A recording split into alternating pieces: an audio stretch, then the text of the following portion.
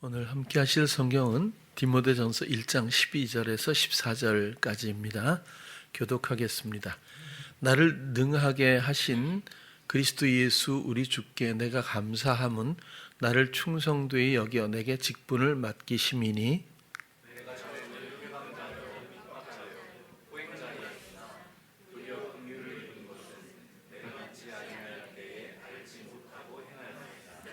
함께 우리 주의 은혜가 그리스도 예수 안에 있는 믿음과 사랑과 함께 넘치도록 풍성하였도다.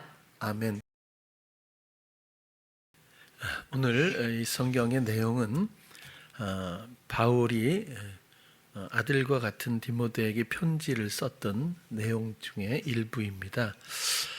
자신에 대해서 설명해 주고 있는데요. 나를 능하게 하신, 능력 있게 하신 예수 그리스도 예수 우리 주께 내가 감사하면 나를 충성되이 여겨서 직분을 맡기셨다. 근데 내가 이전에는 회방자요, 그렇죠? 비방자요라는 뜻이기도 하고요. 박해자요, 핍박자요, 포행자요, 폭행자라는 뜻으로 이해를 하시면 더 좋을 것 같아요. 폭행자였으나 도리어 긍휼을 입은 것은 그전에는 회방하고 비난하고 박해하고 폭행했음에도 불구하고 도리어 긍휼을 입었다. 그런 거죠. 충성되이 여겨 직분을 맡기심이니. 근데 전에는 이렇게 했는데 도리어 긍휼을 입은 것은 내가 믿지 아니할 그때 불신앙적이었을 때 불신 중에 있을 때에 정확하게 하나님을 예수 그리스도를 믿지 못하고 있었을 때에 알지 못하고 행하였습니다. 오늘은 알지 못한다라는 어떤 이 부분에 대해서 좀 우리가 생각하고 적용하고 정리했으면 하는 마음으로 오늘 말씀을 드립니다. 무엇을 알지 못하고 이렇게 회방하고 핍박하고 폭행을 저질렀을까요? 사람을 잔인하게 죽였지 않습니까? 돌로 죽이고 그 이외에도 기록되어 있지 않지만 사도들이, 제자들이, 믿는 사람들이 피할 정도로, 그가 회심하고 나서도 상대를 하지 않을 정도로 아주 강력하게 아주 박해하고 핍박했던 많은 사람들을 잡아서 그렇게 죽이기도 하고 했던 바울이었는데요. 무엇을 도대체 알지 못해서 긍휼을 입었을까? 그것은 자신이 묶여 있음에 대해서 종노릇 중임에도 알지 못했고, 하나님 떠나 있음도 알지 못했고, 하나님의 뜻도 알지 못했고, 하나님의 사랑도 알지 못했다고 충분히 느껴지고 있습니다. 스스로는 아마 알고 있다고 생각을 하고 잘 하고 있다고, 더 열심히 하고 있다고 생각을 했을 겁니다. 이런 모습은 지금도 우리의 신앙생활 가운데 얼마든지 정도 차이가 있을 뿐이지 발견된다고도 지금도 생각이 들어요. 그렇게 스스로는 잘 알고 생각하고 있고 또 하고 있다고 생각하면서 했던 모든 일들이 오히려 예수 그리스도 복음, 예수 그리스도 하나님을 비난하고 핍박하고 폭행하는 패역함을 저지르고 말았던 자신의 과거에 대해서 내가 전에는 이렇게 설명해 주고 있습니다. 그랬던 바울이, 돌이킬 여지가 없었던 바울이 드디어 예수님을 직접 만나고 나서, 그리고 예수님과 만나고 그분을 듣고 또 인도를 받고, 그가 눈이 멀었다가 또 아나니아에게 고침을 받게 되는 모든 인도하심, 그리고 나서 그의 마음을 온전히 돌이켜 이젠 주님과의 교제 가운데서 사랑하고 또 동행하고 말씀에 순종하는 그런 삶으로의 변화를 경험하게 되고, 그리고 바울은 그 길을, 달려갈 길을 조금도 위축되지 않고 끝까지 그렇게 경주했던 것을 우리가 잘 알고 있습니다. 13편이나 되는 이 성경의 신약의 바울의 편지들이 그런 내용들을 잘 담아주고 있는데요. 우리가 알다시피 이랬던 복음을 회파했던, 또 예수 그리스도를 핍박하고 또 성도들을 폭행했던 복음의 회방자 이 바울이 전혀 다른 사람이 되고 말았어요. 이것은 온전히 그 동기는 예수 그리스도를 선명하게 분명히 실제로 만났다는 데서 그 원인을 찾을 수가 있겠죠.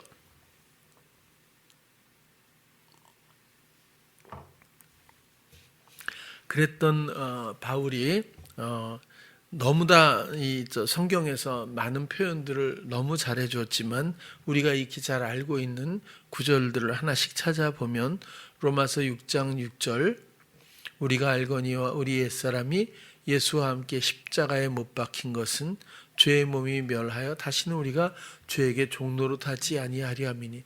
다시 말해서 바울도 하나님의 영광을 위해서 했던 모든 일들이 결국에는 그가 죄에게 종노릇 했었다고 하는 그런 연결성을 우리가 이해하고, 바울은 그 이후에도 온전히 주님으로 말미암아 그가 마음에서 또 삶에서 모든 것들을 정돈하고, 그리고 아주 순결한 그 강한 통로로서의 역할을 잘 감당을 해 주었고, 또 수많은 주님의 지식과 지혜의 그런 모든 이해들을 이렇게 편지로 남겨 주어서 우리에게 귀한 본이 되고 있습니다.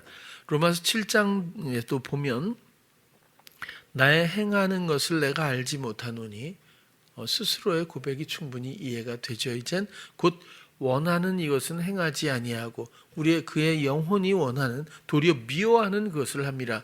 만일 내가 원치 아니하는 그것을 하면 내가 이로 율법에 선한 것을 시인하노니, 이제는 이것을 행하는 자가 내가 아니고 내 속에 거하는 죄니라. 이런 내면의 여러 가지 구조 원리에 대해서 바울은 확연하게 이해를 했고, 그리고 모두에게 이렇게 조언해주고 있습니다. 8장도 한번 볼까요? 그러므로 이제 그리스도 예수 안에 있는 자에게는 결코 정죄함이 없나니. 자, 정죄함이 없다는 것이 중요하다기보다는 그리스도 예수 안에 있는 것이 더 중요한 주제라고 생각이 드는데, 그리스도 예수 안에 있다고 하는 것에 대해서 우리가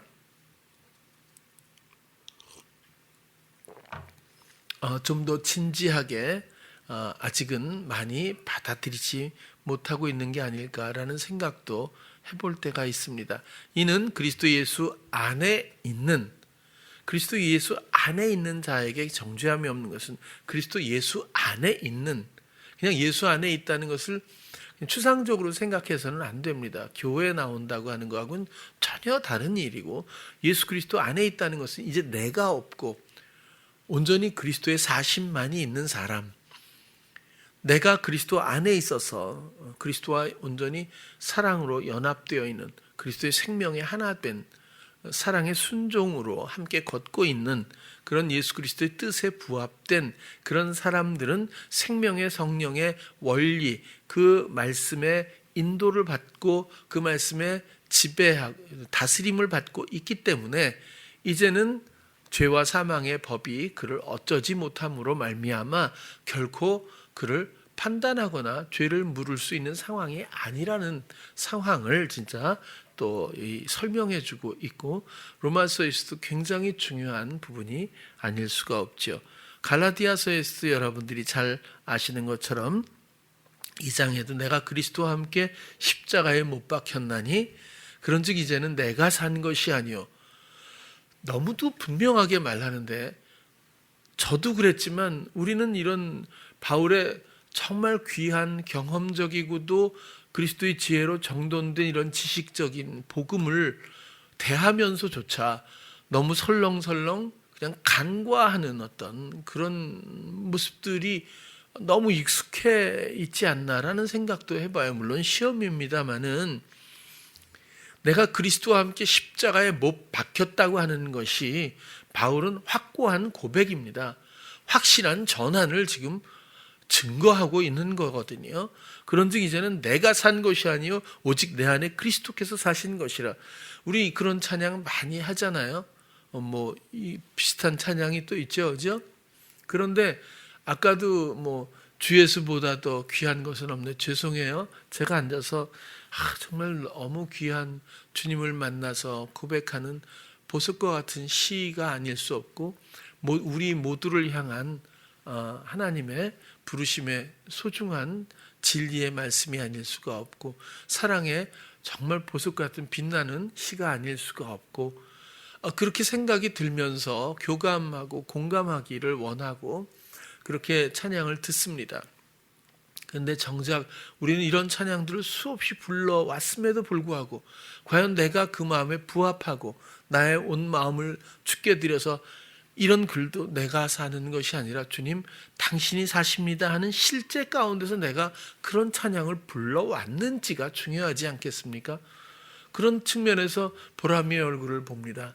보람이가 이걸 설명해 주었잖아요. 잘 설명해 주고 그러면 보람아 너는 정말 어떠니 네 마음은 이런 생각이 전 들어요. 전 그게 중요하니까.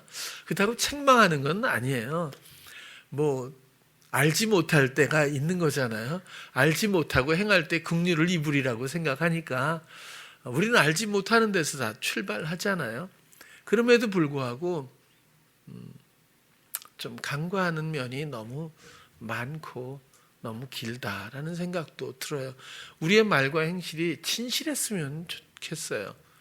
우리의 정말 정직한 마음이, 정직한 영이 하나님을 바라고 정말 만나서 바울처럼 선명하게 그분과의 교감과 또 그분의 모든 속성들을 알고 그리고 그것으로 내가 대행하는 그분의 통로로서의 기쁨이 어떤 것인지, 그런 찬양들도 많잖아요. 전번 주에도 그랬고 마음의 어두움의 마음에 정말 빛 되신 예수 그리스도라든지 우리를 기이한 빛으로 이끄시는 그분의 모든 찬양과 성경과 이런 걸 보면 한 영혼을 알지 못할 때 긍휼함으로 그를 알게 해서 만나서 그에게 사랑으로 그를 구출해내는, 그리고 이제는 온전히 하나님의 생명, 영생 그 사랑 안에 거하면서 하나님의 모든 것들을 누리도록 이렇게 전환시켜 주시기 위한 것이 복음인데, 우리는 그런 이론은 알고 있고 지식적인 것은 또 형식적인 것들을 수행하고 있음에도 불구하고 우리는 수많은 노래와 수많은 말과 행실 가운데서 과연 이런 것들이 얼마나 나에게 전환되어 있고 성립되어 있는지, 이런 것들에 대해서 우리가 너무나 간과하는 시험에 익숙해 있지 않을까라는 생각을 합니다. 하나님이 불분명할까요? 하나님이 이미 이루셨다고 하는 예수 그리스도를 통한 모든 일들이 불분명합니까? 여러분들 마음속에 하나님이 계시고 예수 그리스도의 사랑과 그 영적인 모든 감각을 돕기 위해서 오신 성령의 일들이 불분명할까요? 근데 우리는 무게를 달아보면 대부분 불합격일지도 모른다는 거예요. 그러나 염려하시지 않길 바라요. 우리는 알지 못하는 데서 출발합니다. 알지 못하기 때문에 이런 시험에 오히려 익숙하게 젖어들게 되고 말죠. 오직 내 안에 그리스도께서 사신 것이라. 이제 내가 육체 가운데 사는 것은 나를 사랑하사 나를 위하여 자기 몸을 버리신 하나님의 아들, 나를 사랑하사 나를 위하여 자기 몸을 버리신 하나님의 아들을 믿는 믿음 안에서 사는 것이라. 이 말이 나에게 얼마나 부합되는지, 그냥 그러면 아멘 하면 성립이 될까요? 아니잖아요. 그래서 제가 잘 못해요. 아멘 안 하면 우리는, 제가 청년 때나 그전에는 믿음 없는 사람으로 여겨졌어요. 그래서 그리고 또 목사님들은 아멘을 듣는 걸 굉장히 좋아하거든요. 왜냐하면 화답하는 건 중요하잖아요. 또 교감하고 동의하고 이런 건 굉장히 중요한 부분인데, 근데 좀 과한 것은 제가 잘 못하는 것 같아요. 그래서 제가 다른 교회 목사님들을 초청하지 못하는 이유가, 우리 교회는 거의 호응하는 법이 없어요. 딴 교회 가면 제가 딴 교회 다니잖아요. 설교하고 하기도 하고 근데 얘기하면 제가 막 어느 때좀 놀랄 정도로 아멘 이렇게 막 아멘 얘기해 주거든요. 사실 기분이 좋아요. 근데 저는 기분이 나쁜 건 아니고 그냥 이해는 해요. 우리 교회를 이해는 하는데 제발 마음만큼은 유연하고 마음만큼 수용해 주신다는 걸로 제가 그렇게 이해하는 것 그렇게 되길 바라고요. 또 갈라디아서 5장도 한 번 더 보면 그리스도 예수의 사람들은 육체와 함께 그 정과 욕심을 정확하게 바울이 이렇게 설명을 해준 게 얼마나 고마운지 몰라요. 이런 성경이 없었으면 도대체 어떤 기준을 갖고 우리가 무엇을 권면하고 또 무엇을 자기 경험대로 아마 하나님을 설명하지 않았을까 싶어요. 여기서 이야기하는 파데마와 에피디미아는 정말 중요한 시험의 강력한 요소들입니다. 마음에 내가 원하는 것, 형성된 어떤 것, 그런 것들을 수행하는 이런 모습들, 이런 결합이 하나님의 모든 뜻과 일들을 망치고 있거든요. 그래서 바울은 패역한 자가 되었고 회방꾼이 되었고 비난하는 자가 되었고 폭행하는 자가 돼버리고 말았습니다. 왜? 그 마음의 열정을 자기는 하나님의 영광을 위해서 한다고 생각하고 실행해 버렸거든요. 그래서 그 누구보다도 바울은 정과 욕심이라고 파데마와 에피디미아라고 하는 것들에 대해서 이게 얼마나 패역한 근원인지를 알고 육체와 함께 이것들을 다 단절, 청산, 산제사를 드려 죽여야 한다, 청산해야 한다는 것을 강력하게 표현해주고 있다고도 보여집니다. 오히려 그렇기 때문에 몰랐을까요? 하나님이 바울이 했던 일을 또 조금 했을 때 말리면 안 됐을까요? 왜 갈 때까지 갔을 때 이렇게 모든 사람들이 피해서 그 오랜 시간 동안에 고향에 가버리고 그지 쓰임새를 쓰질 않았잖아요. 오랫동안 고향에 있었어요. 그냥 다소로 돌아가서 자기 고향에서 왜 아무도 불러주는 사람이 없으니까 회심은 했는데 그러다가 이제 그 헬라의 이제 아주 유능하고 하니까 이제 친구에 의해서 부르심을 받아서 이제 사역을 시작하게 되긴 하는데 어쨌거나 그렇게 신임을 얻지 못했어요. 얼마나 잔혹했으면. 근데 거기까지 왜 놔뒀을까? 그 타이밍까지 놔두신 이유가 무엇일까? 이런 게 있어요. 여러분, 이 초창기에 딱 보고 어떻게 하나님이 이러실 수 있어요? 이럴 수 있거든요. 근데 스데반은 그러지 않았어요. 오히려 그들을 불쌍히 여겨주세요. 알지 못하고 하는 일이라는 것을 스데반도 알았거든요. 그리고 모든 영혼들은 알지 못하는 가운데 이끌리며 나름대로 신앙생활도 하고 나름대로 착한 선한 일도 하고 나름대로 봉사도 하며 유익한 일이라고 생각하며 그렇게 끌려가는 인생이라고 하는 것도 스데반은 오직 그의 모든 돌에 맞아 죽어가면서조차 그는 모든 관심이 그리스도께 있었고 그리고 하늘을 바라보았던 사람이고 그리스도가 맞이하는 모습까지도 그가 볼 정도의 선명한 영감을 갖고 있던 사람입니다. 나를 때리는 사람에 대한 용서를 구하는 사람과의 관계에 그는 연연하지 않았고 아무리 좋은 마음이라고 하더라도 그는 영적이고 그 순간 성령을 통해 주시는 힘과 이해와 그리고 그의 맞이함을 바라볼 수 있었던 오직 모든 감각을 주께 드렸던 사람이라고 설명할 수가 있겠습니다. 성경의 베드로도 마찬가지 아니겠습니까? 그가 예수님의 수제자였음에도 불구하고 예수 그리스도에 대해서 알지 못했어요. 결국에는 알려주는 일임에도 불구하고 그는 예수 그리스도를 부인했고 비난했습니다. 그가 성령을 받아들여서 성령에 순종하는 사람이 되었을 때 그 마음에 예수 그리스도를 영접해서 실제적인 동행과 교감 가운데 순종하였을 때 비로소 그는 예수 그리스도를 소유할 수 있었고 동반할 수 있었고 그 능력의 관계를 정리하고 그렇게 온전함을 입을 수가 있었습니다. 그렇게 변화된 후에 예수 그리스도를 사랑함으로 예수 그리스도를 영접하고 그리스도의 영으로 말미암아 언제나 말씀하시는 그리스도의 영 성령으로 그가 교감하며 그 통로되는 아주 명료한 자기 삶의 전환이 이루어진 후에 그가 비로소 미움 앞에 앉아있는 안진뱅이를 통해서도 내게 있는 이것, 사실은 그 대목에서 가장 중요한 대목이 바로 여기 아니겠습니까? 나는 네가 원하는 은금은 없어. 그러나 내게 있는 이것. 은금은 없는데 있는 게 있대요. 뭐죠? 예수 그리스도의 이름으로 일어나 걸으라. 예수 그리스도의 이름으로 일어나 걸으래요.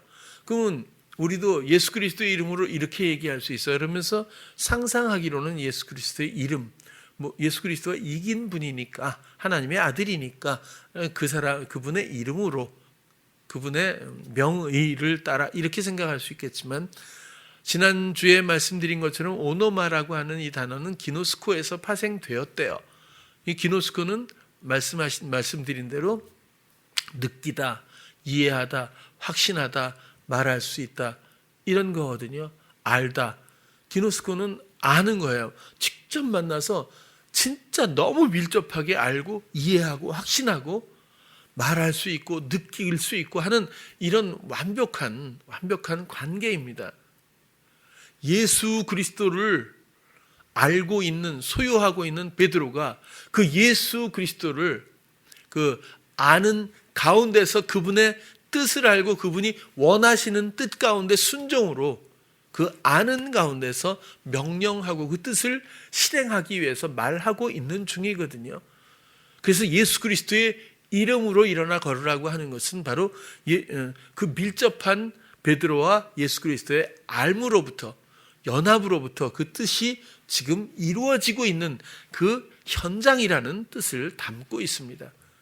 뜻을 이루고 있는 중이죠. 베드로가 지나가다가 뭔가 은사가 있어서 은사를 실행하는 중이 아니라는 그정도의 설명으로 끝날 일이 아니라는 뜻을 말씀을 드려요. 왜냐하면 그것이 베드로가 내게 있는 이것이 본질이기 때문에 그렇습니다. 여러분들에게 모두 소유되어 있는 줄로 믿으시기를 바랍니다.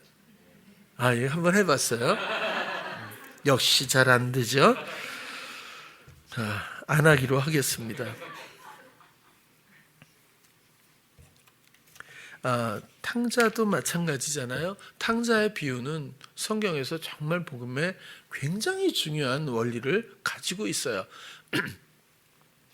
이 탕자의 비유가 갖는 영적이고 복음적인 내용들을 설명하지 않아 이해하도록 설명해 주지 않고 이런 그냥 이야기를 누구에게 안 믿는 사람에게 해줬다고 치자고요. 첫째 아들, 둘째 아들인데 이 둘째 아들이 말이야 어느 날 갑자기 이렇게 해서 아버지한테 나 유산일 거 미리 주세요 이래가지고 그걸 갖고 나가서 그냥 사업한 거 아니잖아요, 그죠? 사업해서 실패했으면 얘기가 달라져요. 근데 그걸 가지고 창기와 허랑방탕하며 막 사치하고 낭비해서 이렇게 먹고 막 다 그렇게 한 다음에 탕진한 다음에 어떤 모르는 동네에 어떤 사람이 할 일이 없으니까 이제 알바라도 해야 되잖아요. 그러니까 들에서 돼지 키우는 일, 돼지가 가장 유대인들로 보면 이건 상대할 만한 일이 아닐 거예요, 아마. 부정한 동물이니까. 근데 돼지 치는 일을 했는데 그 돼지에게 줄 먹이도 없었다는 거잖아요. 그걸 먹고 싶었는데도 그것도 없었다고 하잖아요. 뿔처럼 생겼대요, 쥐염 열매가. 무슨 껍데기라는 이야기도 있고. 근데 어쨌거나 죽게 된 거 아닙니까? 이제 먹을 게 없으니 절망의 바닥이고 끝자락 아니겠어요? 자기 스스로는 이제 어떻게 할 수가 없잖아요. 더 이상. 그때서야 생각을 합니다. 아버지의 생각을 그때서야 하는 거죠. 이 탕자는 그렇게 해서, 근데 장자는, 큰아들은 말 잘 듣고, 그렇죠? 아버지가 원하는 대로 아버지 도와드리고 이러잖아요. 자, 누구를 선택하겠습니까? 1번, 2번 그러면 아마 대부분 다 장자의 한 표를, 왜 길거리에 보면 이렇게 파란 거, 빨간 거 이렇게 붙이는 거 스티커 있잖아요. 그걸 설명해주고 붙이고 가라면 전부 큰아들한테 붙였을 거예요. 이것이 옳다고. 이건 옳고 그름의 문제가 아니고요. 과정의 문제입니다. 왜냐하면 장자는 아버지의 사랑을 끝내 알 수 없을지도 몰라요. 떠나보지 않았기 때문에. 항상 있었기 때문에. 그렇다고 아버지를 대적하는 역할은 아닐 거예요. 중요한 건 아버지의 사랑을, 아버지의 마음을 모른다는 데 문제가 있는 거죠. 떠나봐야 알기 때문에 우리의 영혼을 어두운 데 내어주신 거예요. 허용하신 거죠. 사단에게 얼마나 우리가 유린당하고 유린당해, 또 조금 유린당할 때 얼른 부르시지 않고 당할 만큼 당해서 어떤 바닥점에 도달하는 때가 인생에는 있거든요. 이거 없으면 이건 큰일입니다. 이건 정말 기회가 없는 사람이에요. 어떤 바닥점에 도달했을 때 비로소 우리는 깨닫게 되는 부분이 있답니다. 누구나 그래요. 저도 참 그런 것들을 많이 기대하면서 기다렸지만 바닥이 이렇게 깊은 줄 몰랐어요. 이전에는 몰랐어요. 진짜 이런 줄 알았으면 저도 안 할 뻔했는데 어쨌거나 아직도 하나님의 마음을, 그 사랑을 내 영혼이 모를 수 있다는 거예요. 그러나 막다른 길에 갈 때까지, 혹은 바닥까지 갔을 때, 베드로도 갈 때까지 가지 않았어요. 바울도 갈 때까지 가본 거고, 탕자도 바닥까지 가본 거죠. 그 다음에 아버지를 만났을 때, 아버지를 생각하고 아버지를 만났을 때 비로소 아버지가 원하는 모든 사랑의 관계가 완성된다는데 참 묘한 원리가 담겨 있다는, 우리를 향해서 비유하신 것 아니겠습니까? 우리가 그 비유에 우리가 그것을 적용하라는 게 아니라 우리를 위해서 비유로 말씀해 주신 것 아니겠냐, 그런 뜻입니다.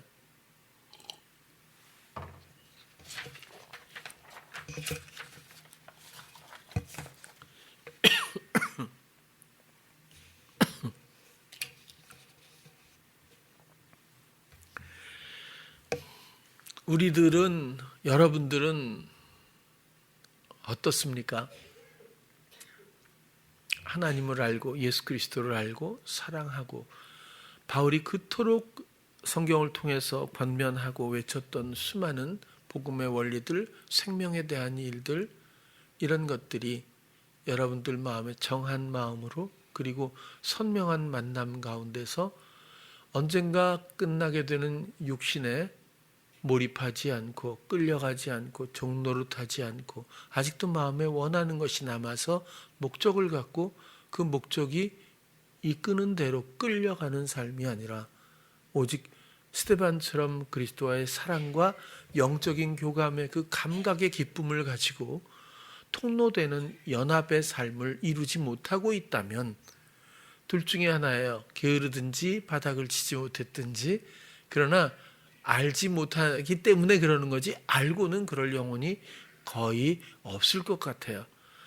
그 알지 못하는 그때에 하나님의 긍휼이 있다는 소망을 갖길 바라고, 그리고 하나님의 모든 긍휼의 부르심은, 인내하심은 무궁하다는 것도, 그렇죠?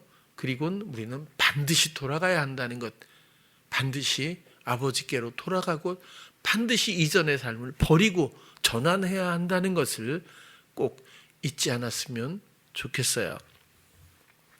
뭐 예를 들면 많이 또 있겠죠. 근데 좀 보면 이렇게 우리 안 변할 거야 아마 저 친구는, 이렇게 생각했던 사람 중에 하나가 강찬우예요. 오래됐거든요. 그렇죠? 굉장히 오래됐어요. 20년이 훨씬 훌쩍 넘었는데 요즘에 정말 하나님 앞에 감사해요.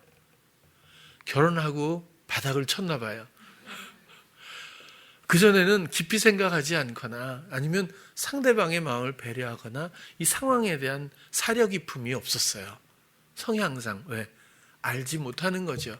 이게 왜 이렇게 됐는지, 왜 내가 이끌리고 있어서 이런 결과가 나오는지, 이렇게 살아갈 수밖에 없는지 원인도 알지 못했고, 예수 그리스도를 떠나서 자기 삶을 종노릇으로 이렇게 이어가고 있었던 그 정황에 대해서도 영적으로 알지 못했거든요. 그런데 하나님의 인도 따라 가정을 이루고, 그리고 원래 바울 선교회 부회장쯤 하려고 그랬는데 장가 안 가는 친구들. 근데 어쨌거나 그리고 우리 자녀도 얻었잖아요. 아들을 얻고, 그리고 나서 애틋한 마음의 감각이 살아난 것 같아.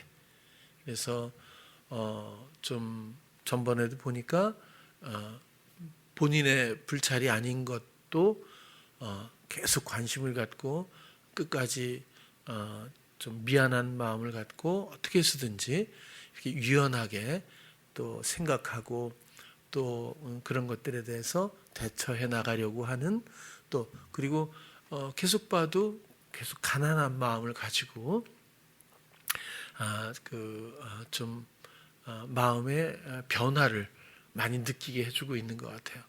어쨌거나 어떤 것으로 왜 가난해졌는지는 중요하지 않습니다. 이렇게 변화의 때가 반드시 있다는 거죠. 바울처럼 극적이진 않을 수 있어요. 그렇지만 모든 영혼들에게는 반드시 기회가 있습니다. 꼭 바닥이 아니라고 하더라도 반드시 부르심의 기회가 있습니다. 왜 이렇게 신실하고 이렇게 아름답고 이렇게 진실하고 이렇게 영원한 진리에 우리의 영혼이 다가가지 못할까요? 알지 못하기 때문이에요.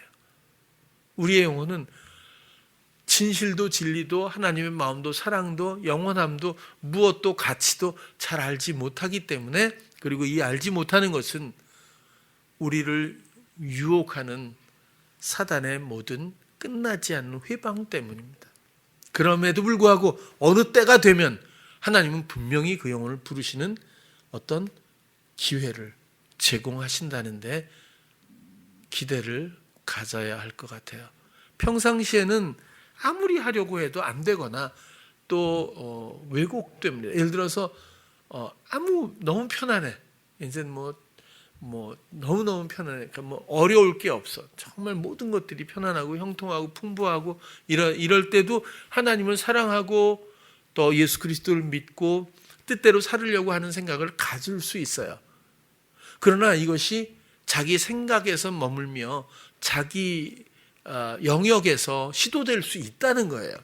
그러나 어느 때라도 물론 부요할 때도 그게 가능해요. 불가능한 건 아니겠죠. 그러나 중요한 건 왜냐하면 환경의 부요함이 중요한 게 아니에요. 그게 부자는 아니에요. 마음의 부요함이 진짜 부자잖아요. 그래서 이제 환경이 부요하다고 나는 그러면 어떤 과정이 없는데 이렇게 생각하지 않기를 바란다는 거예요. 어떤 순간에 내리는 눈 한 발을 보고도 혹은 우는 새 한 마리를 보고도, 그렇죠? 또 떠오르는 해를 보고도 아침에 일어나서 느닷없이 얼마든지 기회는 있다고 봐요. 그래서 어떤 동기를 일부러 만들려고 하진 않아도 좋을 거라고 보는데, 어쨌거나 모든 영혼들을 부르시는 것은 틀림없고, 그리고 회방 중에 있는 것도 틀림없고, 알지 못함으로써 긍휼 가운데서 기회가 지워지는 것도 분명하다고 생각이 들어요. 우리의 목적은 돌이키는 겁니다. 우리의 목적은 돌아가는 겁니다. 우리의 목적은 옛사람의 삶이 아니라 그리스도로 말미암은 진정한 생명, 진정한 진실입니다.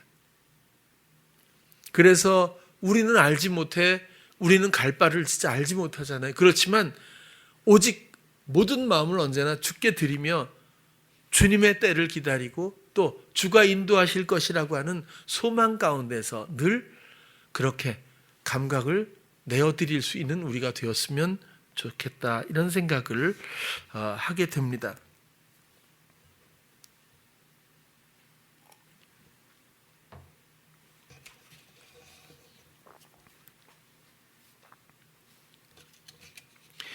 이렇게 알지 못하는 가운데서 우리가 사회생활을 하고 또 신앙생활을 한다고 해도 일단은 괜찮다는 말씀을 드리는 거예요. 알지 못하는 그곳에서 우리는 출발해야 탕자가 돌아가서 아버지를 행복하게 했던 그런 과정들을 걸을 수 있기 때문에 그렇겠죠. 대신 긍휼을 입어 알게 되는 과정을 사모하자 말씀을 드렸고요. 이것을 어렵게 생각하지 않기도 바라요. 이미 내 안에 이루신 사랑에 대해서 내 마음에 감각을 드리는 절차만 남아있을 뿐이지 그 때와 이루시는 일들은 하나님의 손에 달려 있습니다. 주님께 묻지도 않고 우리가 말하는 것에 너무 익숙하진 않나요? 그렇다면 그 때를 놓칠 수도 있어요. 감각하지 못할 수도 있어요. 주님에 대한 사랑의 기대감 없이 내가 행하는 그런 옛사람의 모습도 여전한가요? 그렇다면 게으른 영혼일 수도 있어요. 이 모든 것들은 단지 알지 못해서 일어나는 시험들일 뿐이긴 해요. 그럼에도 불구하고 마음까지 빼앗기진 않길 바랍니다. 우리가 아직 도달하지 못했다고 해도 하나님의 사랑은 부족하지 않습니다. 오직 하나님에 대한 소망이 그 마음에 늘 가득하길 바라요. 그러면 하나님이 하십니다. 우리는 주님의 사랑을 뜻을 알지 못하는 데서 시작하였지만 이제는 모든 순간 주님만을 생각하기 원합니다. 그러면 주님이 하신다는 것이 바로 복음이에요. 이젠 내가 사는 것, 내가 하는 것, 내가 실행하는 것 이런 게 전혀 아니라는 거죠. 모든 것들이 내 안에 계신 주께서 하시는 것, 나를 위해서 그 몸을 내어주신 주님께서 하신다는 것이 나의 실제가 되고 삶이 되었으면 하는 말씀을 드립니다. 바울처럼 베드로처럼 주의 감각을 기쁘게 실행하는 선명한 사랑과 믿음의 관계, 그런 것들이 있기를 바라죠. 그게 연합이고 생명입니다.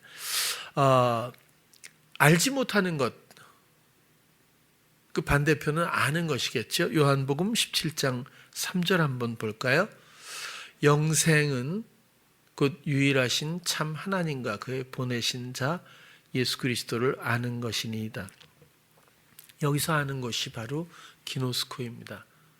그래서 나 예수 아는데 이 정도로 생각해서는 이걸 풀어갈 수가 없을 거예요. 그러나 예수 그리스도를 느끼고 내 마음에서 예수 그리스도를 이해하고 알고 확신하고 인식하고 말할 수 있는 것, 그것이 기노스코입니다. 그것이 바로 하나님의 영원한 생명의 모습입니다. 그리스도를 알고 느끼고 확신하고 이해하고 또 인식하고 그분을 말할 수 있는 것, 그분으로 말할 수 있는 것, 그분을 말할 수 있는 것, 주님을 듣고 그것이 그분의 생명이자 나에게 주어주신 복음의 생명입니다. 바울처럼 베드로처럼 주님을 알고 친정 주님을 사랑하는 우리 성도님들 되시기를 바랍니다. 세상에 더 이상 마음 빼앗기지 않았으면 좋겠어요. 상황에 우리의 생각의 분주함으로 또 모든 것 감각을 내어주지 않았으면 좋겠어요. 세상에는 상당히 많은 일들이 일어나죠. 정말 많은 신호들이 그 안에 있습니다. 회방의 수많은 목적도 그 안에 있고요. 또 허용하시는 귀한 뜻도 사실 많이 있어요. 그러나 우리는 그 겉모습만 볼지도 모릅니다. 힘들면 아프다고 생각하고 힘겹다고 또 그저 아무 일이 없고 편안하면 안도하기도 하는 그렇게 겉모습에 익숙해진 중독된 삶이 이어지고 있는지도 모르겠어요. 여러분, 우리가 이 땅에 영으로 태어난 이유는 아버지께로 나아가 끝없는 화목, 그 잔치, 그 사랑에 거하기 위함입니다. 그리고 가장 중요한 것은 하나님의 생명을 소유하기 위함입니다. 그 생명은 바로 예수 그리스도를 아는 것, 참 하나님과 그의 보내신 자 예수 그리스도를 아는 것이다라고 이렇게 요한은 정의해 주고 있어요. 알지 못하는 시간이 있습니다. 그러나 모든 영혼들을 긍휼하게 기다리시는 하나님 앞에 우리는 이제 예수 그리스도를 아는 자로서 함께 걷기를 원합니다. 세상에 어떤 가치를 내놓을 수 있겠어요? 하나님 앞에 세상에 무엇을 제시할 수 있겠어요? 여러분들의 관심과 감각은 과연 어디를 향하고 있지요? 여러분, 우리가 할 수 있는 일은 마음과 생각과 감각을 주께 드리는 것까지는 우리가 해야 되지 않겠어요? 모든 소망이 주를 향하고 모든 마음의 기대가 그리고 마음의 사랑이 오직 주께 향하고 그리고 주님을 감각하기를 기대하며 함께 걸었으면 좋겠어요. 그러면 분명히 이미 이루어져 있는 귀한 생명의 일들을 느끼기 시작하리라고 봅니다. 이것은 전혀 어려운 일이 아닙니다. 왜? 내가 하는 일이 아니기 때문에. 이것은 그리스도가 하시는 일이고 그리스도는 나를 위해서 모든 것들을 다 하셨습니다. 그리고 이제는 알지 못하는 때로부터 긍휼을 알게 하기 위해서 내 안에 오셔서 단지 도와주시는 것뿐입니다. 이제 남은 문제는 아무것도 없어요. 오직 정한 마음 주께 드려 생명의 길을 함께 가기를 소망합니다. 기도하겠습니다. 사랑의 주님, 오늘은 바울의 고백과 같이 알지 못했을 때에 또 알지 못함으로 말미암아 그가 얼마나 하나님 앞에 패역했는지 고백하며 이제는 하나님 앞에 온전히 돌이킨 하나님의 긍휼을 입고 돌아온 그 탕자의 모습을 고백하며 또 그런 것에서 우리가 또 교훈을 얻기를 원합니다. 오늘 함께 불렀던 또 특송했던 찬양에서도 물론 마찬가지고 또 우리가 찬양했던 대로 우리가 주가 나와 동행하면서 나를 친구 삼으셨네. 우리 서로 받은 그 기쁨은 알 사람이 없도다. 세상에서 이미 떠나고 죽은 우리의 영혼이 오직 주님과 동행하며 친구로서 오직 그분의 모든 유익한 진실들을 누리면서 영적인 길을 함께 가기만을 소망합니다. 오늘 나눈 모든 일들이 모든 성도님들 마음속에 정한 마음으로 잘 자리 잡을 수 있도록 인도해 주시옵소서. 예수님 이름으로 기도드렸습니다. 아멘.